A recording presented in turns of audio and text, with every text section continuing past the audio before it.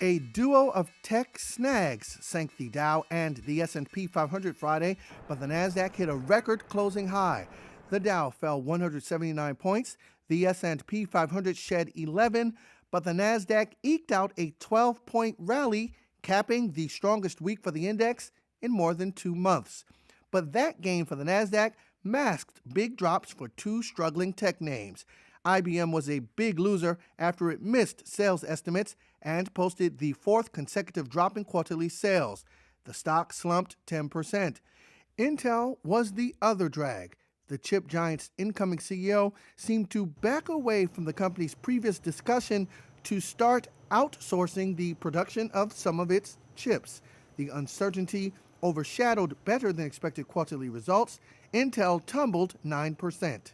For some on Wall Street, the heavy selling seen in those two tech names added to belief that this market is due for a pullback.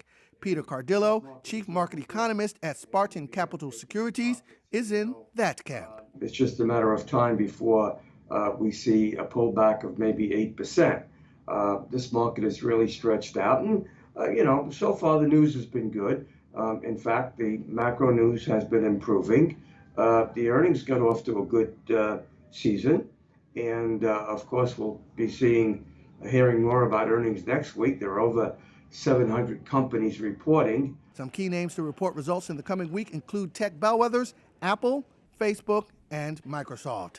Economic releases on Friday were mostly upbeat. U.S. factory activity surged in January to its highest level in nearly 14 years, according to a private survey. And home resales ended last year with a bang. Full-year sales grew 22% from the year before, fueled by record low mortgage rates and an exodus from urban centers.